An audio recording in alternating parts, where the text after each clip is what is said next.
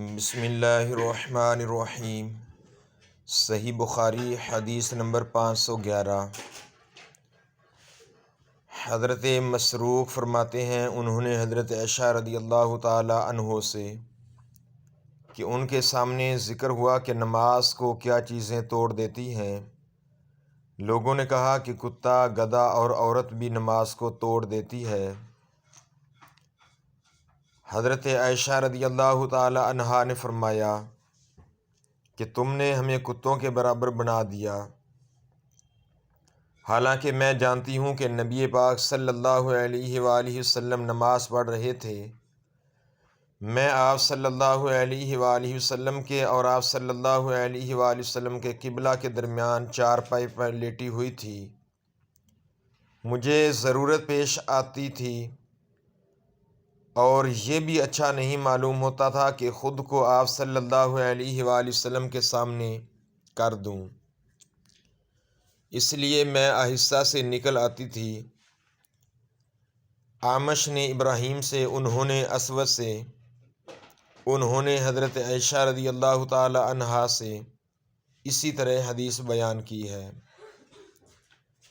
صحیح بخاری حدیث نمبر 512۔ حضرت ہشام بن عروہ نے بیان کیا، انہوں نے حضرت عائشہ رضی اللہ تعالی عنہا کے واسطہ سے، وہ فرماتی تھیں کہ نبی پاک صلی اللہ علیہ وآلہ وسلم نماز پڑھتے رہتے اور میں آپ صلی اللہ علیہ وآلہ وسلم کے سامنے بچھونے پر آڑی سوئی ہوئی تھی۔ جب آپ صلی اللہ علیہ وآلہ وسلم وتر نماز پڑھنا چاہتے تو مجھے بھی جگا دیتے اور میں بھی وتر پڑھ لیتی تھی۔ صحیح بخاری حدیث نمبر 513۔ نبی پاک صلی اللہ علیہ وآلہ وسلم کی زوجہ مطہرہ حضرت عائشہ رضی اللہ تعالی عنہا سے آپ صلی اللہ علیہ وآلہ وسلم نے فرمایا، میں رسول اللہ صلی اللہ علیہ وآلہ وسلم کے سامنے سو جایا کرتی تھی، میرے پاؤں آپ صلی اللہ علیہ وآلہ وسلم کے سامنے پھیلے ہوئے ہوتے۔ جب آپ صلی اللہ علیہ وآلہ وسلم سجدہ کرتے تو پاؤں کو ہلکے سے دبا دیتے تو میں انہیں سکیڑ لیتی، پھر جب قیام فرماتے تو میں انہیں پھیلا لیتی تھی۔ اس زمانہ میں گھروں کے اندر چراغ نہیں ہوتے تھے۔ صحیح بخاری حدیث نمبر 514۔ حضرت عائشہ رضی اللہ تعالی عنہا سے اور اعمش نے کہا کہ مجھ سے مسلم بن سبی نے مسروق کے واسطہ سے بیان کیا، انہوں نے حضرت عائشہ رضی اللہ تعالی عنہا سے کہ ان کے سامنے ان چیزوں کا ذکر ہوا جو نماز کو توڑ دیتی ہیں، یعنی کتا، گدھا اور عورت۔ اس پر حضرت عائشہ رضی اللہ تعالی عنہا نے فرمایا کہ تم لوگوں نے ہمیں گدھوں اور کتوں کے برابر کر دیا، حالانکہ خود نبی پاک صلی اللہ علیہ وآلہ وسلم اس طرح نماز پڑھتے تھے کہ میں چارپائی پر آپ صلی اللہ علیہ وسلم کے اور قبلہ کے بیچ میں لیٹی رہتی تھی۔ مجھے کوئی ضرورت پیش آتی اور چونکہ یہ بات بھی میں پسند نہ کرتی تھی کہ آپ صلی اللہ علیہ وآلہ وسلم کے سامنے بیٹھوں اور اس طرح آپ صلی اللہ علیہ وآلہ وسلم کو تکلیف ہو، اس لیے میں آپ صلی اللہ علیہ وآلہ وسلم کے پاؤں کی طرف سے خاموشی کے ساتھ نکل جاتی تھی۔ صحیح بخاری حدیث نمبر 515۔ یہ حدیث ابن شہاب نے بیان کی ہے۔ انہوں نے اپنے چچا سے پوچھا کہ کیا نماز کو کوئی چیز توڑ دیتی ہے؟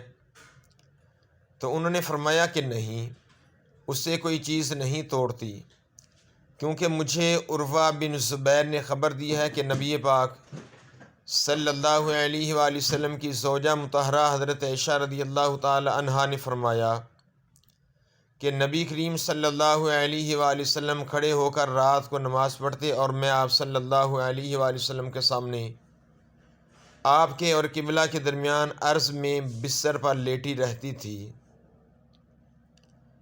صحیح بخاری حدیث نمبر 516۔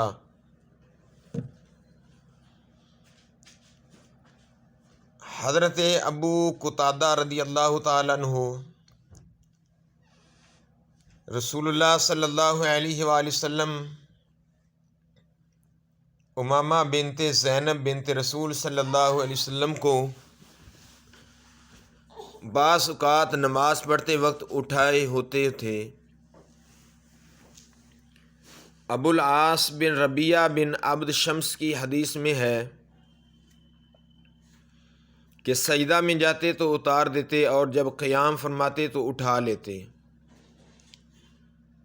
صحیح بخاری حدیث نمبر 517۔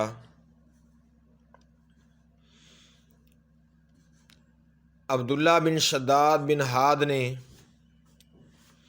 کہا، مجھے میری خالہ میمونہ بنت الحارث نے خبر دی کہ میرا بستر نبی پاک صلی اللہ علیہ وآلہ وسلم کے مصلے کے برابر میں ہوتا تھا، اور بعض دفعہ آپ صلی اللہ علیہ وسلم کا کپڑا نماز پڑھنے میں میرے اوپر آ جاتا اور میں اپنے بستر پر ہی ہوتی تھی۔ صحیح بخاری حدیث نمبر 518۔ حضرت میمونہ رضی اللہ تعالی عنہا سے وہ فرماتی تھیں کہ نبی پاک صلی اللہ علیہ وآلہ وسلم نماز پڑھتے ہوتے اور میں آپ صلی اللہ علیہ وآلہ وسلم کے برابر سوتی رہتی۔ جب آپ صلی اللہ علیہ وآلہ وسلم سجدے میں جاتے تو آپ صلی اللہ علیہ وآلہ وسلم کا کپڑا مجھے چھو جاتا، حالانکہ میں حائضہ ہوتی تھی۔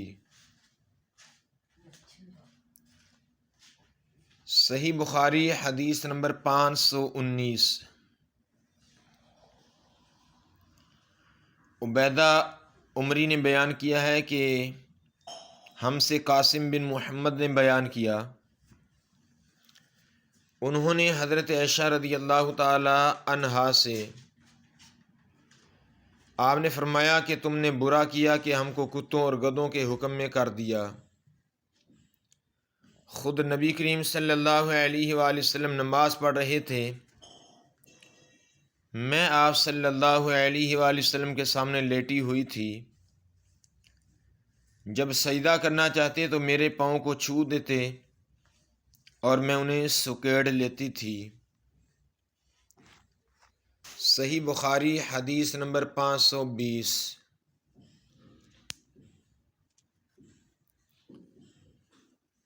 عمر بن میمون سے انہوں نے عبداللہ بن مسعود سے کہا، رسول اللہ صلی اللہ علیہ وآلہ وسلم کعبہ کے پاس کھڑے نماز پڑھ رہے تھے،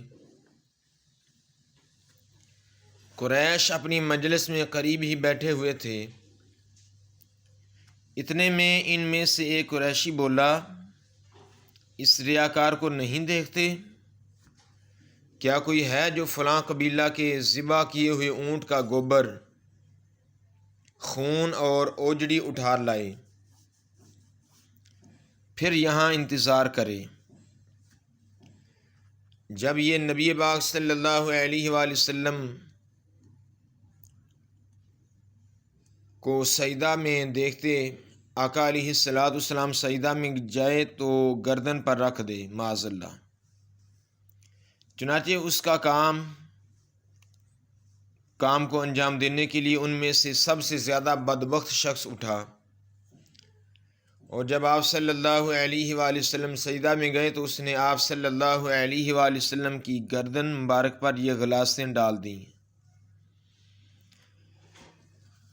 نبی کریم صلی اللہ علیہ وآلہ وسلم سجدہ ہی کی حالت میں سر رکھے رہے۔